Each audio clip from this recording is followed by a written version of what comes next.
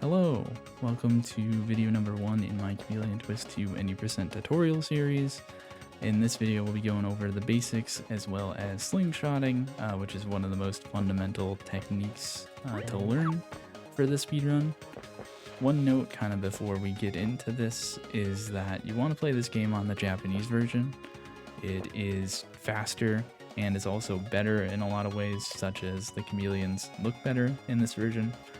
But it's also faster because on English the bosses have more health and the tongue retracts slower, and so that just makes it a worse version for speedrunning as well as kind of playing generally. So would recommend picking up a Japanese cartridge or playing on emulator, which is allowed on the leaderboards. So for this video, gonna be a little bit more of a live demonstration. The other videos probably will be a little bit more edited than this, but getting into some of the basics, just the controls: A jumps, B extends the tongue, and then you use the control stick to control it. If you want to aim the tongue without moving, you hold down R and you can spin around.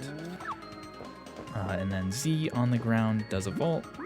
You can jump out of the vault. If you run and then do a vault, you can get more height on that vault. Z in the air extends your parasol.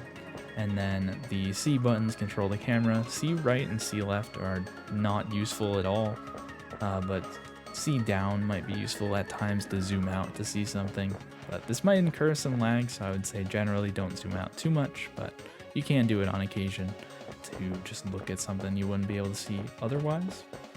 One note on the parasol before we get into slingshotting is if you jump off an edge and use the parasol, what you'll notice is that you lose most of the momentum from your jump, and so you're mostly just kind of slowly fluttering down and you don't really have any speed going horizontally. And the big tech to negate this is you extend your tongue, and extending your tongue kind of conserves your momentum from that jump. So if I jump off the edge, extend my parasol and my tongue, what you'll see is that my momentum from the jump kind of carries, and I'm able to get all the way over here. So that is going to be important in slingshotting, but it is also just important generally when you're moving around. So let's say I want to cut this corner here and I'm scared that my jump might not make it. I can extend my parasol and my tongue, and that just gives me a little bit of extra distance there. Now, getting into slingshotting. What is slingshotting? What does it look like? So slingshotting is taking advantage of the fact that we can attach our tongue to almost anything in this game, and we're going to use that to get ourselves a big boost of momentum in one direction, and then maintain that momentum as well as maintain our height with that parasol technique that we just showed. So it'll look something like this when put all together, and we'll be able to kind of reach some death plane that we can then get to a later part of the stage. So I would say generally this game is very forgiving in its death planes, and so you can use that slingshot technique to get to some death plane in the later part of the level, and that kind of warps you ahead. So then that's what a slingshot looks like when all put together, but let's break it down kind of into more individual steps. So the first thing is the tongue. The tongue is obviously a very important part of the slingshot because it determines which direction you're gonna go. So if you extend your tongue up left and then you release your tongue as Fred is retracting in the up left direction, then you're gonna be sent up left. So you can think of it as, whichever direction your tongue is sending you, once you release, that's the direction that you're gonna be sent on your slingshot.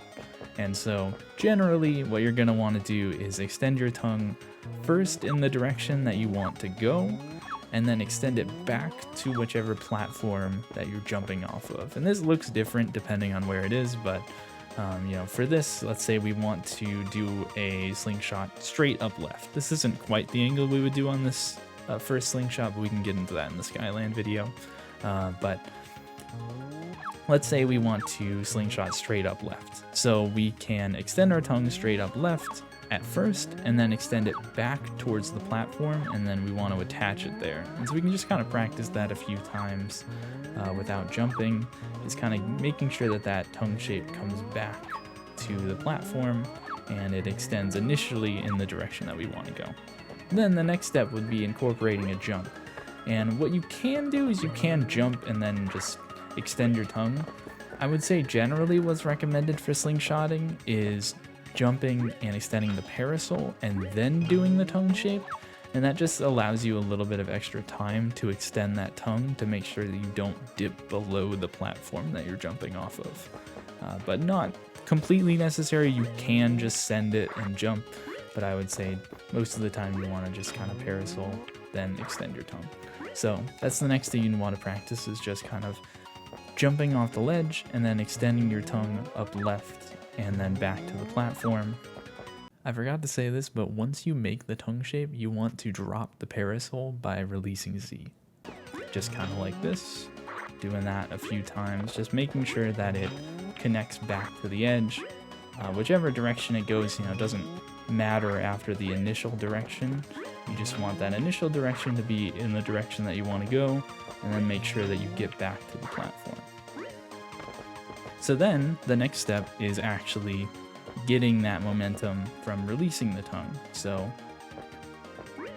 we will do the same thing, but then release B as we're starting to go in the direction of the tongue. And you can use the audio cue to know when this happens. So there's a little, there we go, that audio cue right there. Once Fred starts moving along the tongue, we use that to know when to release B. So just do that a few times, just kind of fling yourself in the direction that you want to go. And that's kind of the first step there. Now, the final thing that you need to do is have your parasol out to keep your keep your height, right? And then you also want to keep extending your tongue while your parasol is out to maintain that momentum, that tech we talked about earlier, right? So we're going to fling ourselves, and then once we've flung, we extend our parasol and our tongue by holding Z and then holding B until the tongue fully comes out and then comes back, and then we extend the tongue again with B. One last note on the use of the parasol when doing a slingshot is that you can buffer the parasol, and there's a specific window where you can do it, and it's when Fred is moving along the tongue. And so if you re-hold Z when Fred is moving along the tongue, then the parasol will come out right away, so at the max height that it can be. And so that can be useful for just making sure that you're at the max height possible when you're doing a slingshot, but it's not always necessary to do. You can just, let yourself drop a little bit and then extend the parasol, because if you try to buffer it too early, so if I hold it here, then I was holding Z there, but it wasn't doing anything because I held it too early. But just one thing to keep in mind, that you can buffer it when Fred is moving along the tongue. So that's kind of some of the basics of slingshotting. Hopefully this wasn't too much. It is a tough trick. Initially, it is just something that your muscle memory will build up over time, and eventually it'll become automatic.